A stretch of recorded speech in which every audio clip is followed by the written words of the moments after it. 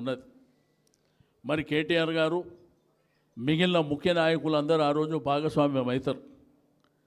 మరి 10-10:30 నుంచి 12:30 1 గంట వరకు మనం ఇక్కడే ఉంటాం.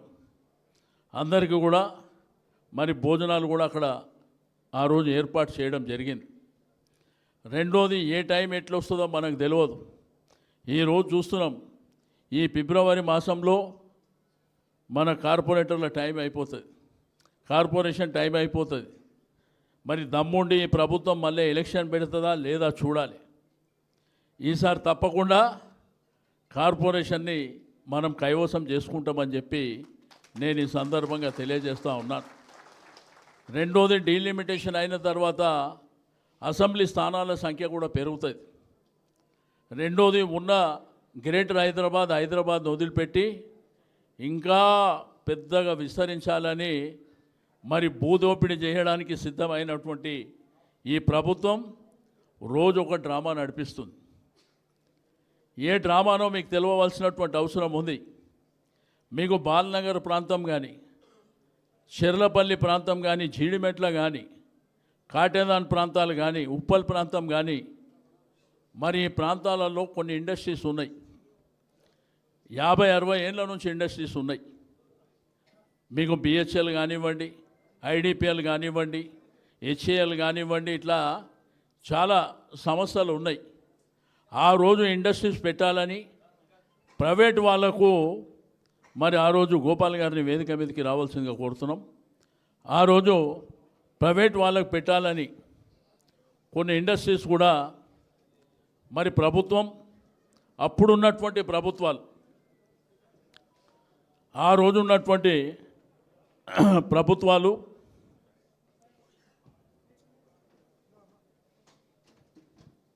కొన్ని ఇండస్ట్రీస్ రావాలి, తద్వారా ఉద్యోగాలు వస్తాయని చెప్పి చాలామందికి భూములు ఇచ్చారు. ఆ భూములు ఏంటంటే లీజు మీద ఇచ్చారు. ఆ లీజు మీద ఇచ్చినటువంటి భూములలో ఇప్పటికీ ఇండస్ట్రీస్ నడుస్తున్నాయి.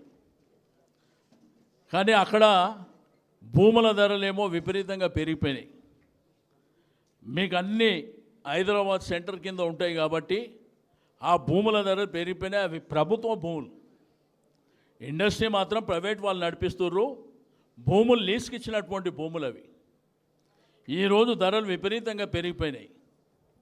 దాంట్లో 5 లక్షల కోట్ల రూపాయల కుంభకోణానికి ఈ ముఖ్యమంత్రి గారు తెరలేపారు. అది ఆ భూమి వాల్యూ ₹1 కోటి ఉంటే 10 లక్షలకి ఇస్తుండు. కొత్తగా 3 రోజుల కింద జీవో తీసాడు. ఇండస్ట్రియల్ ట్రాన్స్ఫార్మేషన్ అని చెప్పి జీవో తీసి ఎవరైతే ఉన్నారో వాళ్ళకే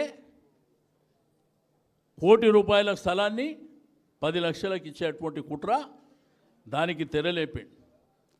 హైదరాబాద్ సిటీలో ఒక 5 లక్షల జనాభాకు సరిపడేటువంటి అవసరాలకు సరిపడేటువంటి ఫెసిలిటీస్ని ఆ రోజు నిజాం ప్రభుత్వం చేపట్టింది. కాలక్రమేణా నిజాం యొక్క సమయం అయిపోయిన తర్వాత ప్రజాస్వామ్య ప్రభుత్వాలు ఎప్పుడైతే వచ్చినాయో పెరిగినటువంటి జనాభాకు అనుగుణంగా కొన్ని ఫెసిలిటీస్ క్రియేట్ చేసుకుంటూ వచ్చారు. కానీ ఇప్పుడు సికింద్రాబాద్, హైదరాబాద్లో ఒక ఇల్లు కడదామంటే జాగ లేదు, ఒక పిల్లల ఆట స్థలాలకు జాగ లేదు, బొందలగడ్డ కానీ, గ్రేవ్యార్డ్ కానీ, మరి అదేవిధంగా కబ్రస్థాన్లకు జాగలేదు. దాంతోపాటు కళ్యాణ మండపాలు కట్టుకోనిక జాగలేదు. హైదరాబాద్ ప్రజలకు డబుల్ బెడ్రూమ్ ఇల్లు కట్టాలంటే మన దగ్గర జాగలేదనే బయట కట్టించినాం. మరి ఆ అవసరాలను దృష్టిలో ఉంచుకొని ఆ భూములు మన ప్రజలకు కావాలి, ప్రజల అవసరాలకు కావాలని మేము డిమాండ్ చేస్తున్నాం, కొట్లాడుతున్నాం. అవి ఇవ్వడంట, అవి అమ్ముకుంటాడంట. ఎవరు జాగిరని అమ్ముకుంటారు. కాబట్టి ఈ విధమైనటువంటి మోసాలు పెద్ద ఎత్తున జరుగుతున్నటువంటి సందర్భం. కానీ చాలా ప్రభుత్వాలను మనం కూడా చూసినాం. నాకంటే అనుభవం ఉన్నటువంటి మీరు కూడా ఉన్నారు, చాలా చూసారు. ఎంతోమంది ముఖ్యమంత్రులను చూసారు, ఎన్నో ప్రభుత్వాలను చూసారు. కానీ ఇటువంటి తుగులక్ ప్రభుత్వాన్ని మాత్రం ఫస్ట్ టైం చూస్తున్నాం. దీనికి ఎక్కువ సమయం కూడా పట్టదు. మరి మ్యాటర్ ఆఫ్ ఇంకొక 2 ఏళ్ల తర్వాత ఇక వీళ్ళు సచ్చినా వీళ్ళ జీవిత కాలంలో మళ్ళా అధికారంలోకి వచ్చేది మాత్రం కళ. కాంగ్రెస్ అంటేనే ఒక గోస అని రాష్ట్రంలో రైతాంగం నుంచి మొదలుకొని మరి ఆటో కార్మికుల నుంచి మొదలుకొని ప్రతి ఒక్కరు కూడా మాట్లాడుతున్నటువంటి సందర్భం.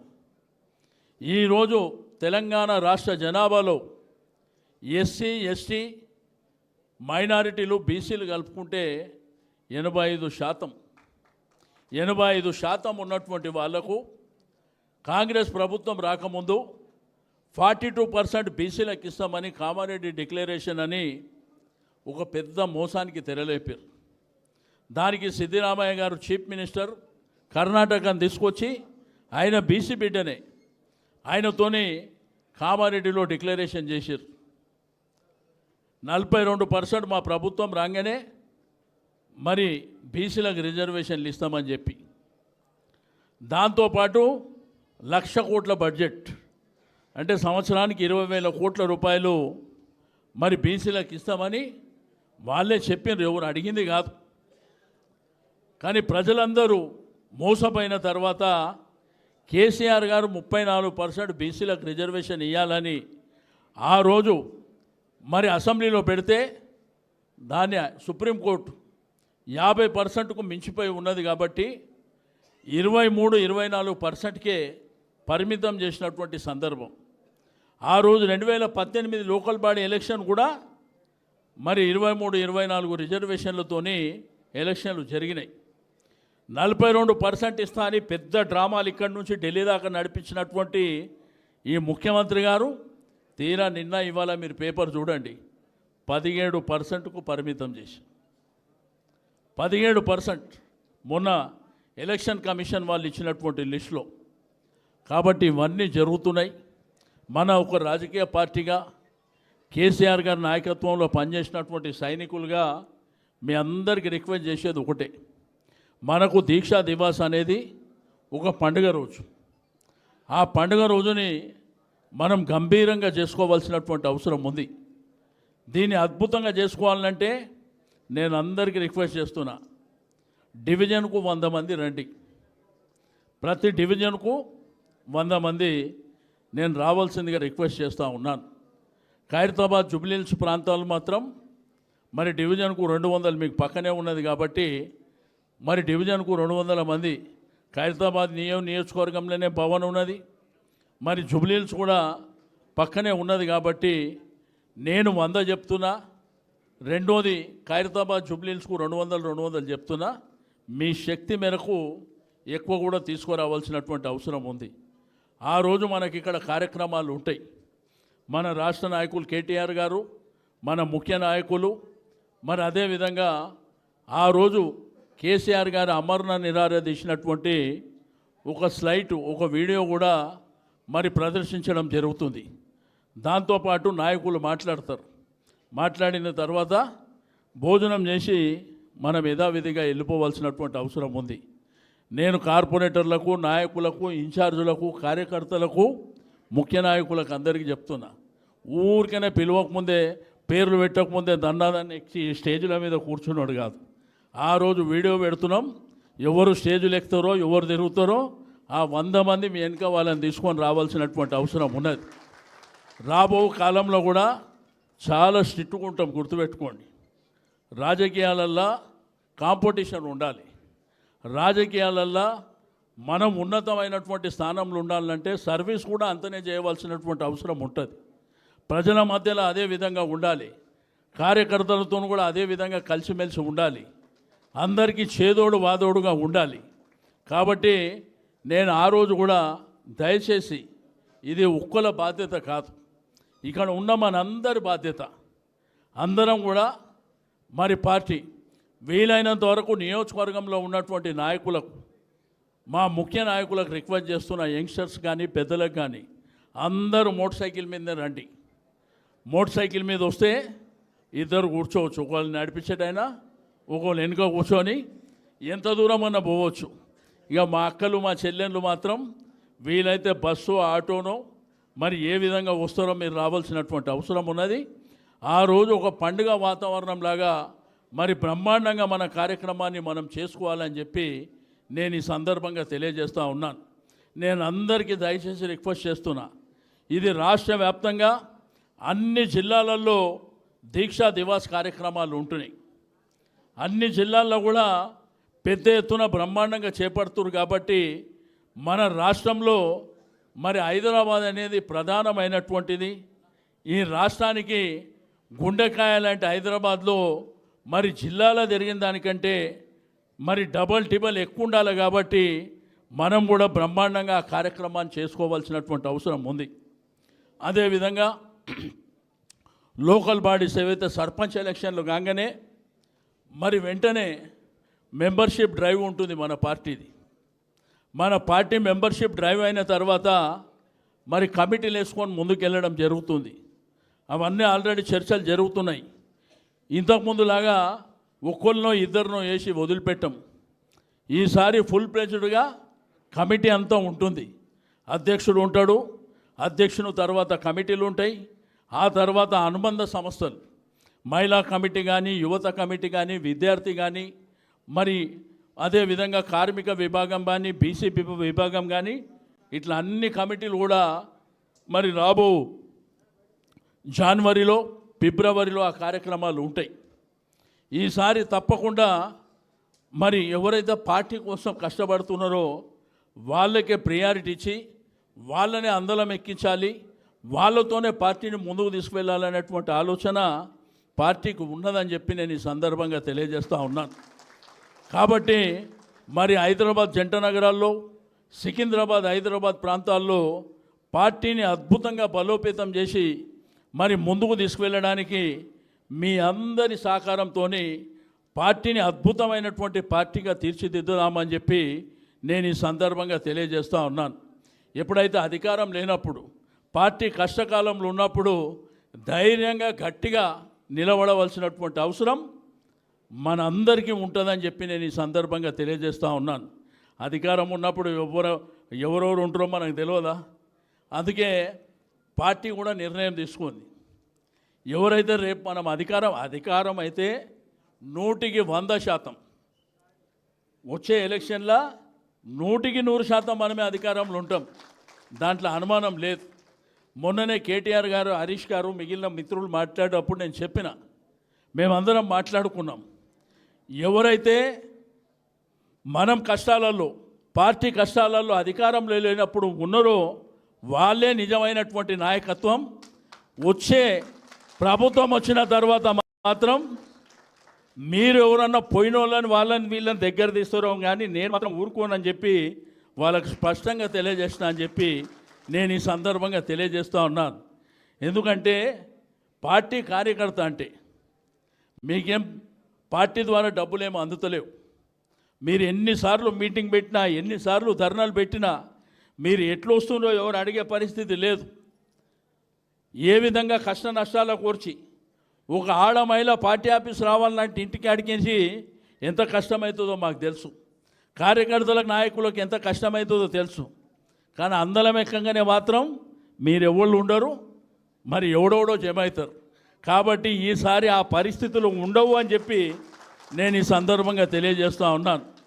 ఎందుకంటే నిజంగా నికాసుగా నిలబడ్డది మీరని చెప్పి నేను ఈ సందర్భంగా తెలియజేస్తూ ఉన్నాను. మొన్న జూబ్లీహిల్స్ ఎలక్షన్లో కూడా చెప్పినాం, ఆ తర్వాత బూత్ కమిటీల మీటింగ్లో కూడా చెప్పినాం, నికాస్ అయినటువంటి కార్యకర్తలు పార్టీ అధికారంలో లేకున్నా కానీ నిరంతరం పార్టీ కోసం కష్టపడేటువంటి మీలాంటి నాయకత్వం నిజంగా పార్టీకి ఉండడం పార్టీ అదృష్టం అని చెప్పి నేను ఈ సందర్భంగా తెలియజేస్తూ ఉన్నాను. కాబట్టి మీ అందరికీ కూడా నేను రిక్వెస్ట్ చేసేది ఒకటే, సబ్జెక్ట్ ఏమో గింతే సబ్జెక్టు, ఎల్లుండి దీక్షా దివాస్. దీక్షా దివాస్కు మనం పెద్ద ఎత్తున అందరూ హాజరు కావాలి. మీరు దయచేసి వచ్చేటప్పుడు మాత్రం మీరు ఇక్కడికి పోయిన తర్వాత మీ నియోజకవర్గాల్లో, మీ వార్డులో, మీ డివిజన్లో మీరు మీటింగ్ పెట్టుకోండి.